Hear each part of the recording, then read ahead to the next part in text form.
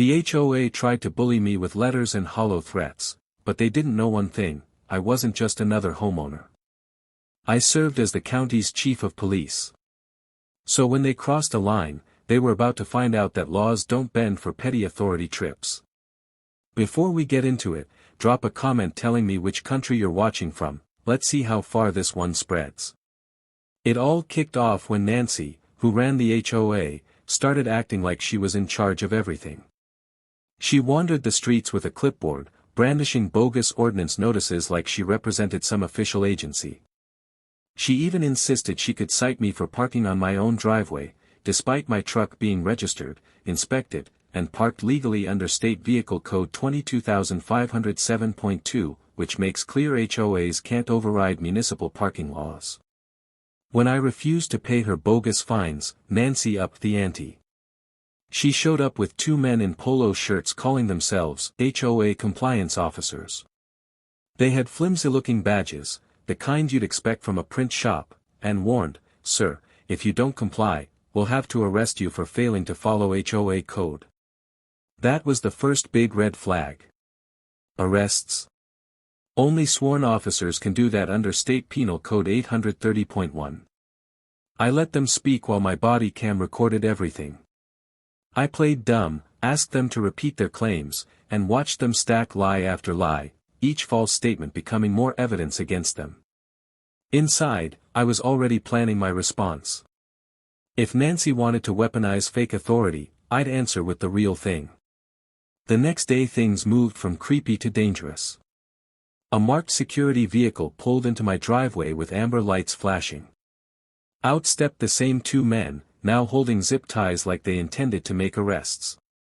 They strutted up my property acting like they owned it, one of them barking, "Under HOA enforcement, you're under arrest. Move aside or we'll use force."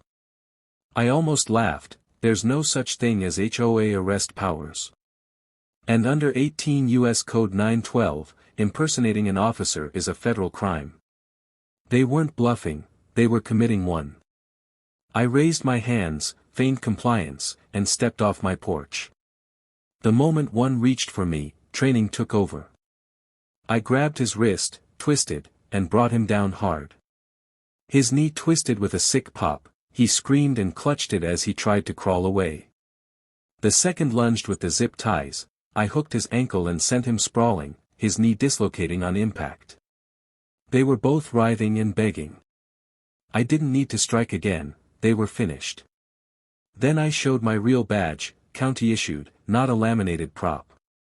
Kneeling beside them I said calmly, "You just impersonated peace officers, trespassed, and tried to detain me unlawfully. That's prison time." Their tough guy act vanished. I called dispatch.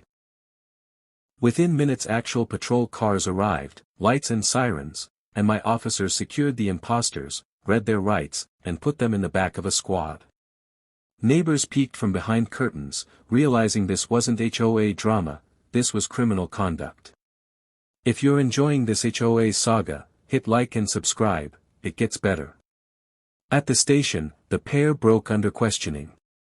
One confessed they hadn't been freelancing, someone in the HOA hired them to teach me a lesson. The name that came up was Nancy Grant, the HOA president. Not shocking, she'd held a grudge ever since I fined her son last year for reckless driving. She thought intimidation would push me out or ruin my job.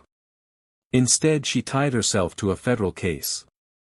Charges followed: impersonation under 18 U.S.C. 912, conspiracy, attempted unlawful detention, and trespass, all serious offenses. When my officers brought Nancy in, she tried the same smug lines, "It's a misunderstanding, I was protecting the community."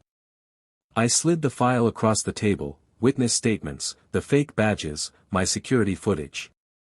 Her face dropped. I told her plainly, this is a criminal conspiracy. Her lawyer argued, but the evidence spoke for itself. Nancy was booked. The HOA called an emergency meeting the next day. Neighbors who used to live in fear stood up and demanded she be removed. The vote was unanimous. Nancy was stripped of the presidency, ordered to pay legal costs, and banned from holding HOA office ever again. The two imposters. They'll have to answer in court, and probably spend time in prison once their knees heal. That evening I stood on my porch with a coffee while patrol cars idled down the street. Justice felt heavy and right. The neighborhood was finally free from Nancy's iron grip. I wasn't just another neighbor anymore, I was their chief of police. And that's how the HOA learned the hard way: send fake officers after me, and you'll lose more than just your authority.